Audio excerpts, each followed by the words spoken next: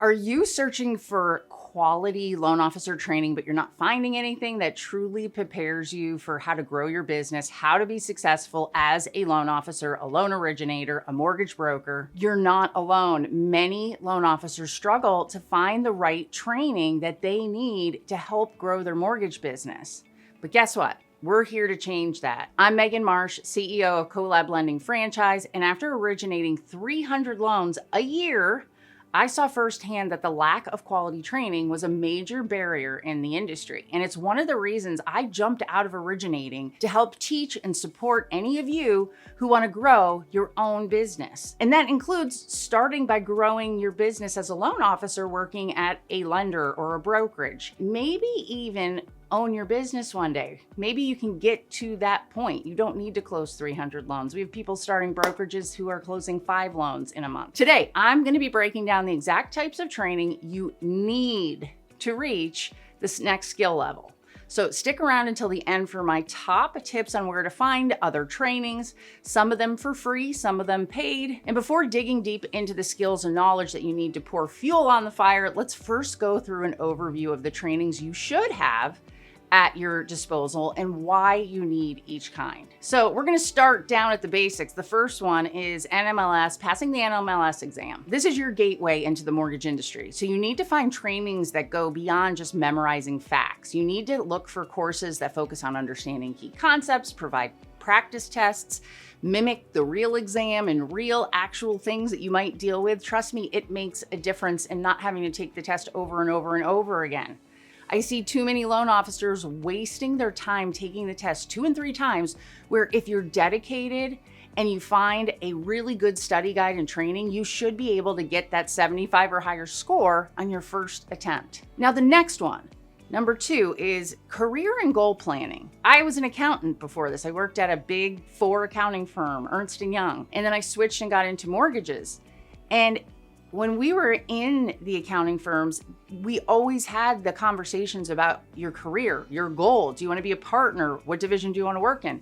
That doesn't happen in the mortgage industry. And I think a lot of us jump in and we get so excited because of the money we can make, which it is fantastic. I totally get that. What happens then is too many of us, we skip over the, what do you want your career to look like? Where do you want to be when you're in your 40s like I am?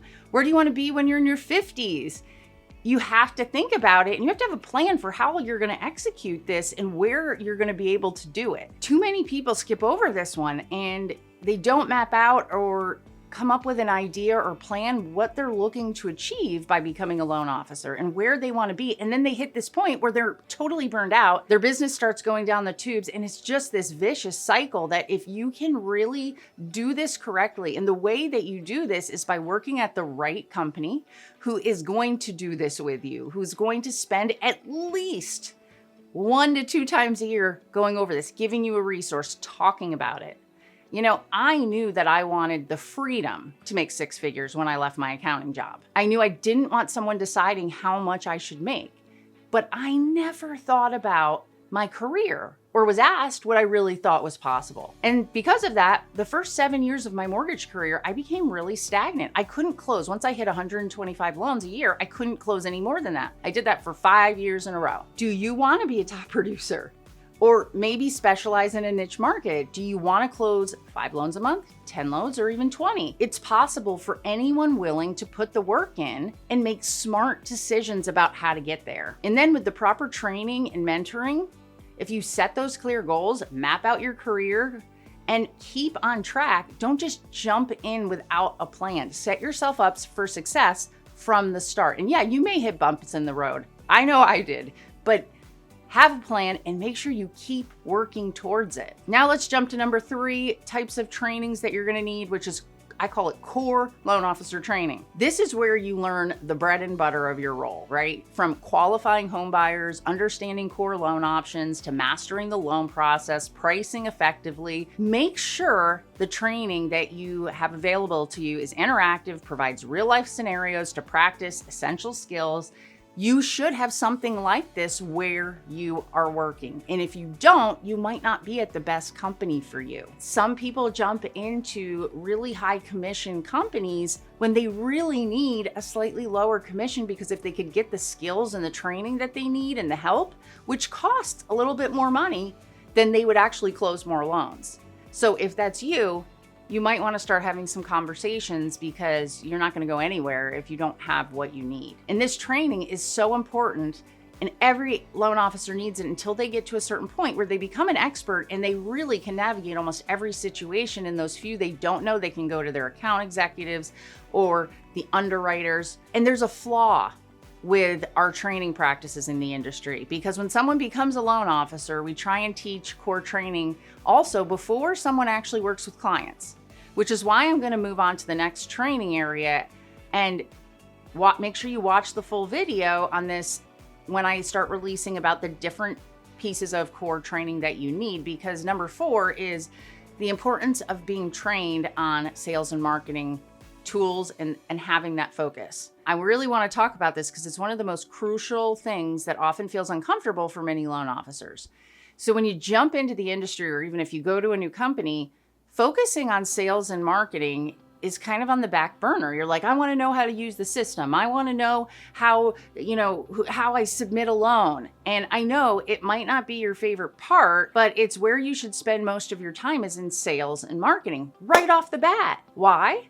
Because we are paid on commission for the most part. You could learn every loan product out there and become an expert in mortgage guidelines, but if you're not generating leads or closing deals, that knowledge won't make you any money, and you won't be in this business for much longer. I'm just keeping it real and being honest. So you need to make sure you are focusing on sales and marketing from the start. And then if you're at the right company, when you get those deals, you will have training to go watch. You will have someone to go and ask questions on how to structure deals. So think about it. If you don't have any loans to work on, all the training on loan types will be wasted. And there's so many different types, you might not even run into what you did training on. So prioritize your efforts on getting those loans first. Embrace the discomfort of putting yourself out there, marketing your services, building relationships. That's the foundation of a successful mortgage career. Now let's dig into number 5, which is advanced loan officer training. Advanced loan officer training is for those loan officers looking to expand their expertise, their knowledge. You'll want to have trainings and dive into things like non-QM loans, which can be a game changer for your business, or commercial loans. It opens doors to bigger opportunities and customers you're not serving right now, or even your existing customers that need those products. You can start selling to them in multiple ways, which is something I've done in our brokerage. It opens doors that you have never considered before. Only a few companies really offer in-depth training in these areas. So keep your eyes peeled, or meet with our team to find out if there are ways for you to start getting some of this type of training. Number 6 types of training, I'm going to dig now in the last 2 with marketing and sales. The ones I said is mandatory. So for marketing, it's huge. It's what changed my business. Having someone teach you how to build a personal brand, leverage social media, it can put you miles ahead of your competition. And it's not even just doing the marketing, but finding the resources and things that will help you at a reasonable cost, and making sure you're doing the right things. I always say, I want to make sure if I'm doing something that I'm getting a return on it. These types of training should be on like how to stand out in your local communities, how to attract clients, how to turn followers into leads. Remember, your reputation is currency. Once you've marketed, now the sales training, which I find most people don't do this part. And you don't want to forget about sales training. It's learning how to get more referrals, building strong relationships with real estate agents, and closing more deals effectively. And a great sales training program will help you build confidence, improve communication skills, is almost everything in this business.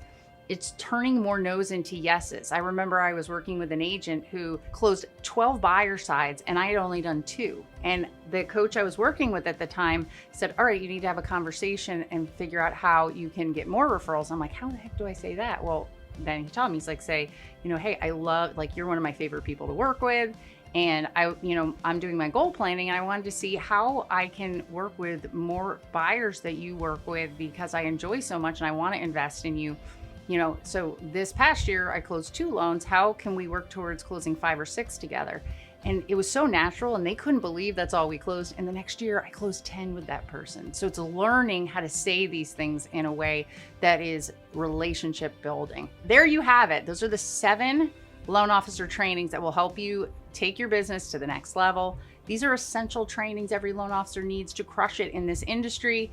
If you found this video helpful, please hit that like button, share it with a friend, and subscribe for more insider tips. And don't forget to check out any of the resources that we put down in the description. Otherwise, I will see you guys in the next video.